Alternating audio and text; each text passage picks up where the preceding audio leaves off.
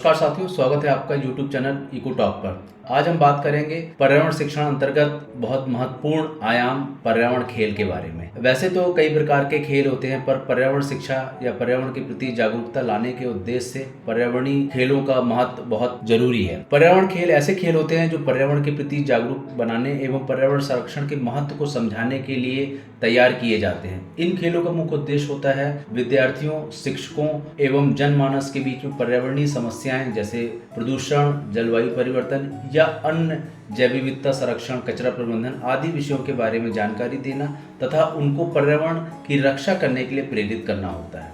आज हम बात करेंगे किस प्रकार से पर्यावरण जो खेल हैं मुख्य रूप से शिक्षकों को और विद्यार्थियों में ज्ञान, कौशल एवं जागरूकता विकसित करने में मदद करते हैं। ये खेल विभिन्न प्रकार के हो सकते हैं। ज्यादातर आज के जो बच्चे हैं वो वीडियो गेम्स के माध्यम से भी कई प्रकार के पर्यावरण खेल खेलते हैं और उनमें रुचि भी लेते हैं, पर हमारा उद्देश्य ये है कि वीडियो गेम्स के इतर विद्यालयों में कुछ इस तरह के पर्यावरण खेलों का आयोजन किया जाए ताकि बच्चों में एक टीम भावना विकसित हो, उनके बीच में आपसी समन्वय बने और वे कुछ नया जाने और समझें और पर्यावरण के प्रति संवेदनशील बने। तो चलिए आज की वीडियो में हम विभिन्न प्रकार के पर्यावरण खेलों के बारे में जानते हैं।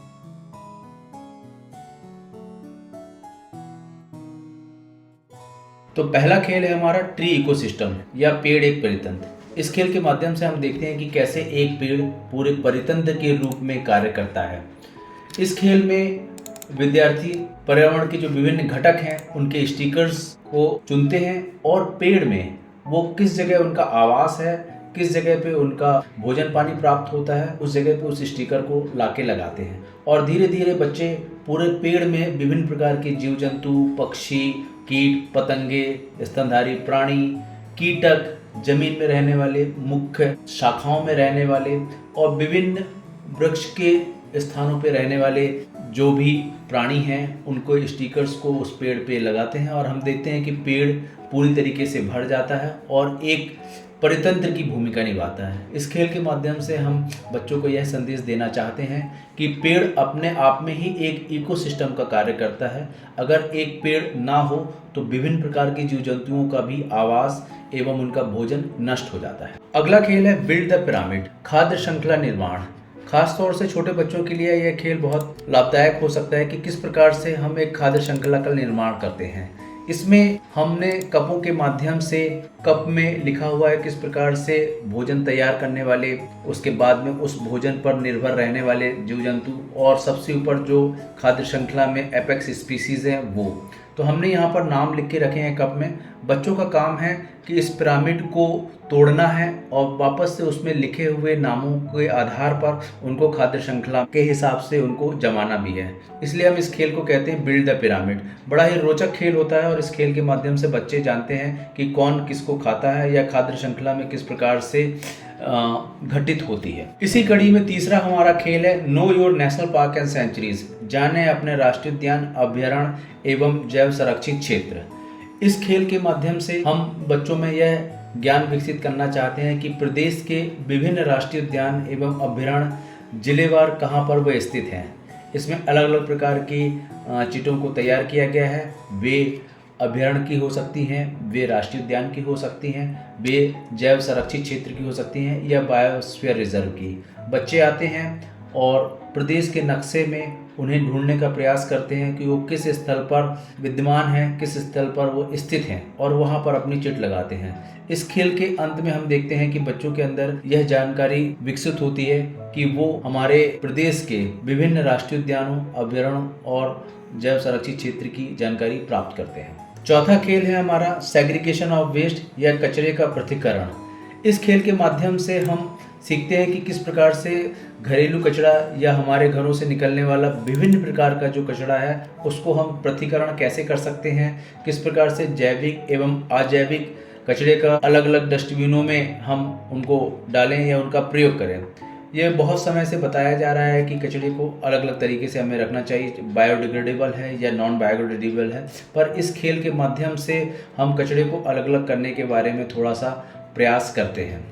यह खेल बहुत ही सरल और सहज है और इसमें विभिन्न आयु वर्ग के लोग इसको खेल सकते हैं। इसमें बच्चे खेल सकते हैं, इसमें शिक्षक खेल सकते हैं, जैसा कि आप देख भी रहे हैं, और इसके अलावा अन्य जनमानस भी इसमें अपनी भागीदारी कर सकते हैं। यह खेल में जो सामग्री हमें लगने वाली है वो है बॉल एवं 2 हमारे डस्टबिन, हरे और नीले डस्टबिन। इन दोनों डस्टबिनों में विभिन्न प्रकार के कचड़े हम डालते हैं, पर वो कचरा कौन सा किस डस्टबिन में जाएगा इस खेल के द्वारा हम सीखते हैं। तो विभिन्न प्रकार के कचड़ों को बॉल के माध्यम से तैयार किया गया है। उन बॉल में कचड़े के नाम लिखे हुए हैं, आपको पढ़ना है, आपको चिंतन करना है, चिंतन करने के बाद में उस डस्टबिन में आपको वो कचड़े को फेंकना है। तो इस खेल के अंत में हम देखते हैं कि किस प्रकार का कचरा है, क्या वो वापस से रिसाइकिल किया जा सकता था, क्या वो सूखा कचरा था, क्या वो जैविक कचरा था जिसकी हम खाद बना के अपने घरों में उपयोग भी कर सकते हैं। तो ये खेल बहुत ही इंटरेस्टिंग होता है और बच्चे बड़े मज़े से इसमें खेलते हैं और साथ में स्किल्स भी हमारी डेवलप होती है कि किस प्रकार से बॉल को हमको सही डस्टबिन में डालना है या कचड़े को हमें सही डस्टबिन में डालना है। इस खेल का एक बहुत रोचक भाग ये होता है कि जितनी दूर से हम कचरा फेंकते हैं वो बाहर ही जाता है। तो अंतिम संदेश हमारा इस खेल के माध्यम से यही रहता है, डस्टबिन के पास में ही जाके कचड़े को फेंकना चाहिए। अगला खेल है हमारा ड्रिपिंग टैब। इस खेल के माध्यम से हम जल संरक्षण के बारे में बच्चों को जागरूक करना चाहते हैं और साथ में बताना चाहते हैं कि जल एक बहुत महत्वपूर्ण संसाधन है, इसे हमें सुरक्षित रखना ही है। कहते भी हैं कि जल है तो कल है। तो हम इस खेल में देखते हैं कि किस प्रकार से हमारे घरों से, हमारे कार्यालयों से या अन्य स्थान पर नल से पानी टपकता रहता है और एक एक बूंद जो पानी टपकता है उसकी हमने कभी गणना नहीं करी है। तो इस खेल के माध्यम से हम बच्चों को यह बताना चाहते हैं कि जो भी हमारे नलों से पानी टपक रहा है उसको हम नियंत्रित कर सकते हैं, उसको हम बचा सकते हैं। तो इस खेल में अब आप देख रहे हैं कि बॉटल जो 1 लीटर की बॉटल है उसमें अलग अलग तरह के हम कैप लगा सकते हैं जिसमें अलग अलग प्रकार की छेद हैं और उनसे पानी टपकता है। अमूमन ये देखा गया है कि एक एवरेज जो नल से पानी टपकता है उसके नीचे अगर हम उसकी गणना करते हैं तो लगभग 20 मिनट में 1 लीटर पानी हमारा बर्बाद हो जाता है। ये कोई बहुत वैसा प्रैक्टिकल नहीं है, पर एक अंदाजन है कि इस तरीके से एक धीमे धीमे नल से पानी अगर टपक रहा है तो अगर हम उसकी गणना करते हैं तो लगभग 1 घंटे में हमारा 3 लीटर पानी निकल जाता है। और हम धीमे धीमे आगे अगर हम बढ़ते हैं तो 24 घंटे की अगर हम गणना करेंगे तो लगभग 72 लीटर पानी हमारा बर्बाद हो जाता है। इस प्रक्रिया के माध्यम से हम बच्चों में यह संदेश देना चाहते हैं कि धीमे धीमे जिसको हम 1 बूंद समझ रहे थे वो एक बड़ा आकार किस तरीके से लेता है। हम इसकी गणना 7 दिन के हिसाब से भी कर सकते हैं जिसमें लगभग 500 लीटर पानी हमारा व्यय होता है, या अगर हम इसे महीने में देखेंगे तो लगभग 2000 लीटर हमारा पानी व्यय होता है। और इसको अगर हम और आगे लेके जाते हैं तो देखते हैं कि 365 दिनों में लगभग मोटा मोटा हम देखेंगे 25,000 लीटर भी पानी हमारा बर्बाद हो जाता है।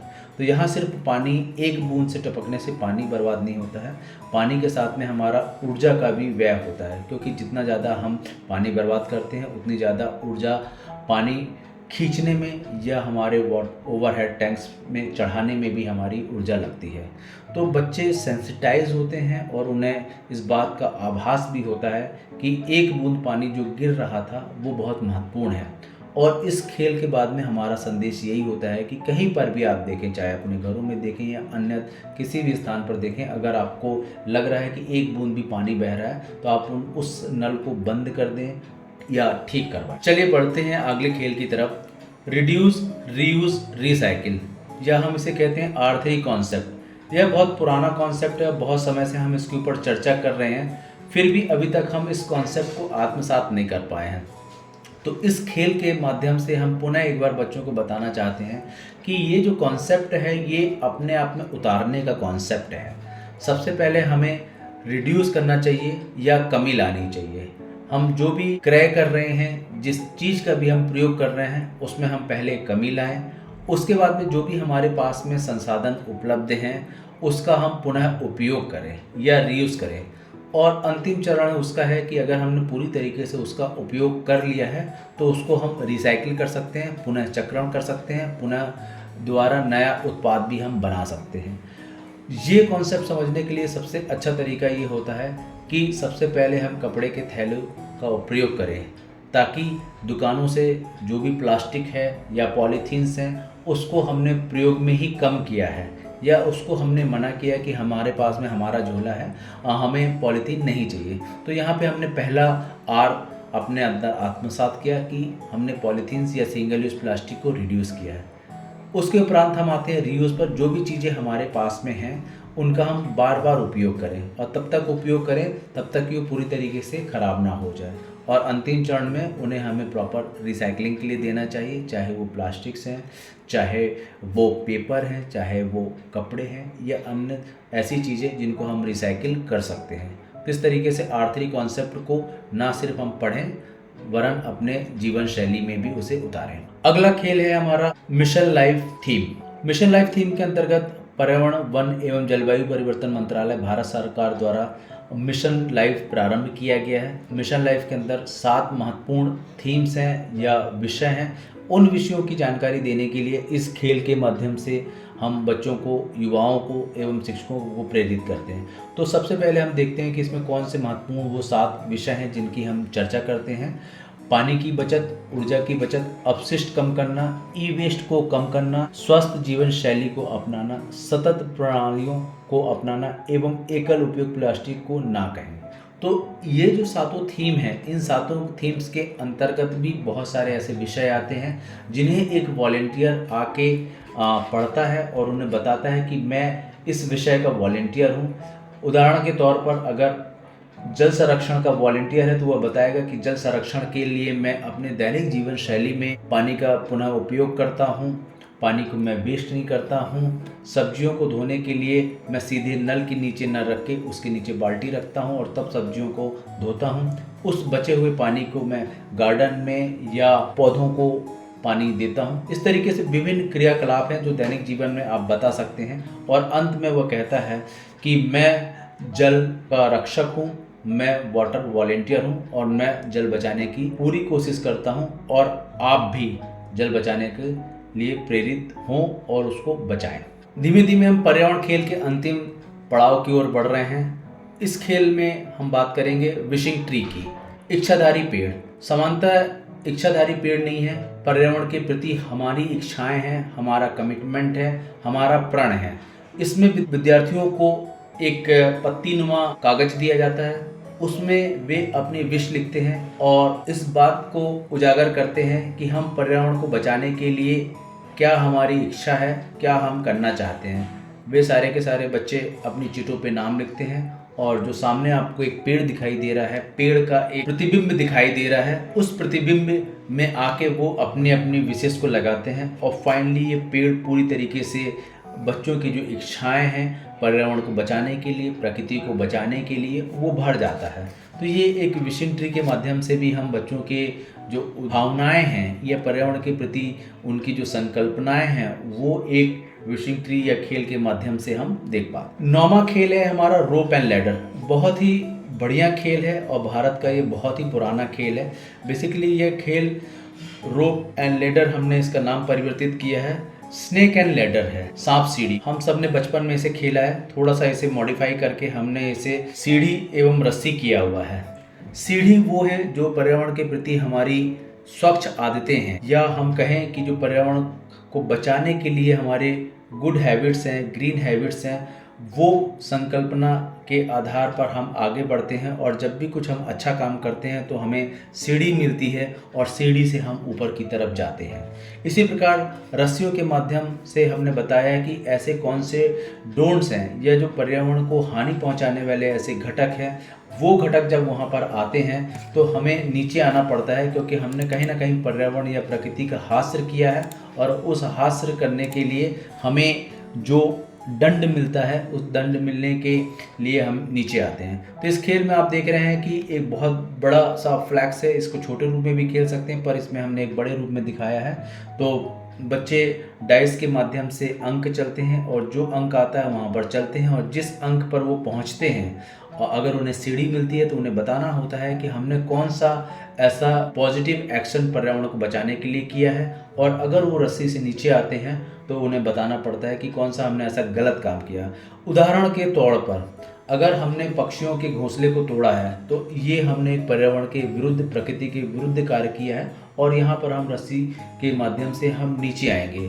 वहीं पर अगर हमने जल बचाने के लिए टपकते हुए नल को हमने बंद किया है, तो वहाँ सीढ़ी से हम ऊपर गए हैं और ये हमारा पर्यावरण के लिए क्रियाकलाप था जिससे हम ऊपर की तरफ गए हैं। पर्यावरण खेल के अंतिम खेल है हमारा save the environment pledge. Basically हम हर कार्यक्रम में हमें पर्यावरण को या प्रकृति को बचाने के लिए एक शपथ लेनी ही चाहिए, और उसी को हम एक खेल के रूप में भी कर सकते हैं कि सबको हम एकत्रित करके और जो शपथ है वो बच्चे स्वयं भी पढ़ें। इसमें शिक्षक की भूमिका बहुत महत्वपूर्ण हो सकती है कि जो भी हम क्रियाकलाप पर्यावरण को बचाने के लिए कर रहे हैं, या जो भी हम पर्यावरण बचाने के संदेश दे रहे हैं या व्याख्यान कर रहे हैं, या कोई भी क्रियाकलाप हो, उसके अंतिम में आप एक शपथ जरूर दिलाएं। तो यहाँ पर हमने पर्यावरण को बचाने की एक शपथ दिलाई है।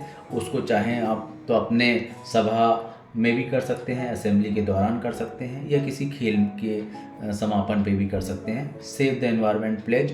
तो साथियों, आज हमने देखा किस प्रकार से पर्यावरण खेल पर्यावरण शिक्षा का एक महत्वपूर्ण घटक है, महत्वपूर्ण आयाम है, और इन खेलों के माध्यम से हम बच्चों को इंटरेक्ट कर सकते हैं और इन खेल में और इजाफा कर सकते हैं। इन खेलों को हम अपना के अपने अपने विद्यालयों में या महाविद्यालयों में जिस प्रकार के हमारे ऑडियंस हैं उस प्रकार का हम खेल का चुनाव कर सकते हैं, और उनके अंदर पर्यावरण के प्रति ये भाव विकसित करते हैं कि पर्यावरण हम सबके लिए है और इसको बचाना हम सबकी महत्वपूर्ण भूमिका भी है। इस वीडियो में हमने जिन संस्थाओं के साथ में काम किया है एवं जो इसके सहभागी हैं, हम उनका भी धन्यवाद करते हैं, उनके प्रति अपना आभार व्यक्त करते हैं। ऐसे ही पर्यावरण और अन्य कार्यक्रमों के लिए आप हमारे वीडियो देखते रहें एवं इको टॉक चैनल को सब्सक्राइब कर सकते हैं। आप सबका बहुत बहुत धन्यवाद। जय हिंद।